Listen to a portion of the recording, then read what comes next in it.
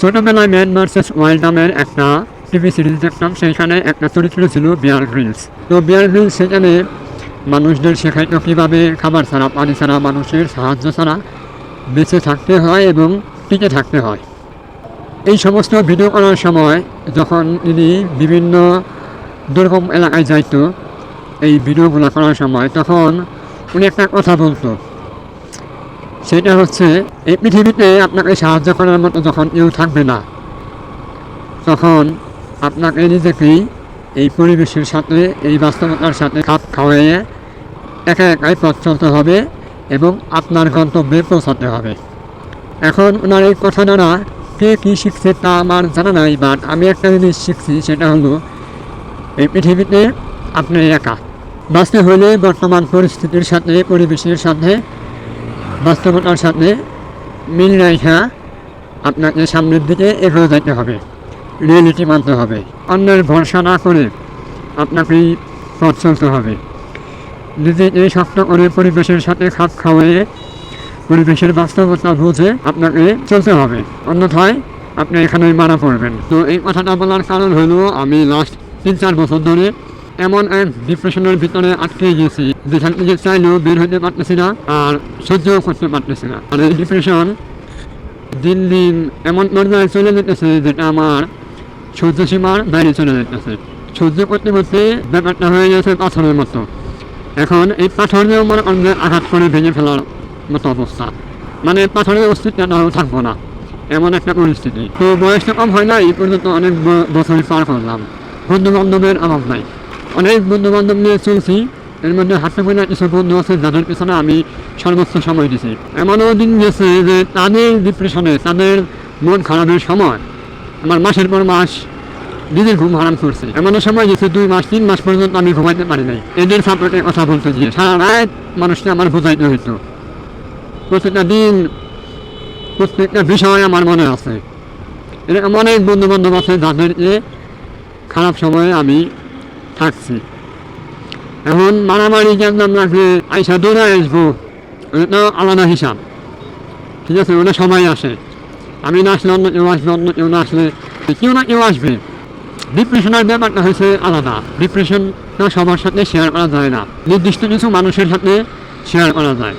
একদম কাছের যারা বন্ধু আছে, কাছের যারা মানে ভালোবাসার মানুষ আছে, ঠিক আছে, অথবা ভাই বোন একদম ক্লোজ, যে তাদের সাথে একমাত্র শেয়ার করা যায়, তাছাড়া শেয়ার করার মতো ওয়ে নাই। আর আমি শালার এতটাই দুর্ভাগা যে আজ পর্যন্ত এই যে আমি যাদের পিছনে এত সময় ব্যয় করছি, নিজের ক্যারিয়ার করা বাদ দিয়া এদের পিছনে সময় ব্যয় করছি, তাদের চোখ দেখলে আমি বুঝতে পারতাম যে তারা মানসিক অশান্তিতে আছে বা অন্য কোনো প্রবলেম, চোখের ভাষা দেখে আমি বুঝতে পারতাম। কিন্তু এই যে লাস্ট 3-4 বছর ধরে যে আমি এত ডিপ্রেশনে দিন দিন মানে মানে কী বলবো, একবার ধ্বংসের মধ্যে যাইতেছি, মানে শেষ হওয়ার মধ্যে চলে যাইতেছি, এই মানুষগুলা একটা মানুষও বলতেই পারবো না আমার ভিতরে কী চলতেছে। এখন আমিও তো মানুষ, আমি আর এগুলো কত সহ্য করতে পারি? আমার তো মনে করেন যে আমার মন খারাপের কথা কাউকে না কাউকে খুলে বলতে মন চায়, এগুলো তো পরিবারের সাথে শেয়ার করতে পারি না, আর পরিবারের সাথে শেয়ার করার কথাও না, ঠিক আছে? সব কথা তো সব জায়গায় বলা যায় না। এই সময় যে আমার যারা বন্ধু আছে, ঠিক আছে, এনাদের পাশে তো পাওয়া দূরের কথা, আইসা একটু সান্ত্বনা দিব, এরকম একটা পার্সনও আমার লাইফে নাই। অথচ আমি অনেক সময় দিছি, বহুত সময় দিছি, অগণিত সময় দিছি। কী পরিমাণে আমি সময় দিছি তাদের পিছনে এটা আমি জানি, আর যার পিছনে সময় দিছি সে জানে। লাস্ট 2 বছর ধরে আরও আমি চারদিক থেকে একা হয়ে পড়ছি, আরও বিপদে পড়ে গেছি। তখন থেকে আমি মানে সিদ্ধান্ত নিয়ে নিয়েছি যে বিয়ার গ্রিলসের মতো আমি একাই চলবো, কারো সাহায্য সহযোগিতার প্রয়োজন নাই, কারো মানসিক শান্তি মানে কেউ এসে আমার সান্ত্বনা দিব এই সাল মানে আমার শোনারই টাইম নাই। আমি আমারে গুছাই নিব, আমি আমার মতো তৈরি করব। মানসিক শান্তি আসলে নিজের উপর। আমি যদি আমার নিয়ন্ত্রণ করতে পারি তাহলে সবই করতে পারবো। বন্ধুর সংজ্ঞা বলতে ইচ্ছু নাই, বন্ধুর সংজ্ঞা বলতে স্বার্থপর। এই মানিকগঞ্জ শহরের প্রত্যেকটা অলি গলি, প্রত্যেকটা চিপা চাপায় তাদের সাথে সময় দিয়েছি, আর আজকে আমার বেলায় আমি কারণে পাই না। যার ব্যাপার না, আমার ডিপ্রেশন, আমার মানসিক অশান্তি, এগুলো আমি হ্যান্ডেল করবো। আর আমি বহুদিন ধরে নিজেকে ওইভাবে প্রস্তুত করে রাখছি। আমি জানতাম আমার এমন একটা সিচুয়েশন তৈরি হবে যেদিন আমার পাশে কেউ থাকবো না। ইভেন আমি যাদের সবচাইতে বেশি ভালোবাসি সেও আমার সাথে একটা সময় মানসিক অশান্তির কারণ হবে। আর এটা আজকে থেকে শুরু হয় না, শুরু হয়েছে অনেকদিন আগে থেকে। পরিবার দিয়ে শুরু হয়েছে, এরপর ফ্রেন্ড সার্কেল, ঠিক আছে, আর লাস্ট আমার প্রিয় মানুষ। তো কন্টিনিউয়াসলি এই ধারাবাহিকতা চলতেই আছে, ডিপ্রেশনের মাত্রা বাড়তেছে আর আমি চারদিক থেকে মানে দিন দিন আরও নিঃসঙ্গ হয়ে যেতেছে।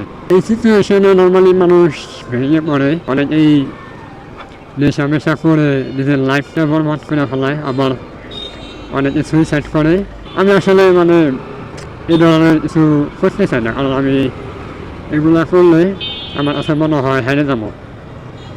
তো হেরে যেতে চাই না, কারণ কারো কাছে নিজের কথাগুলো শেয়ার করার মতো ওয়ে নাই বা কাউরে পাই না।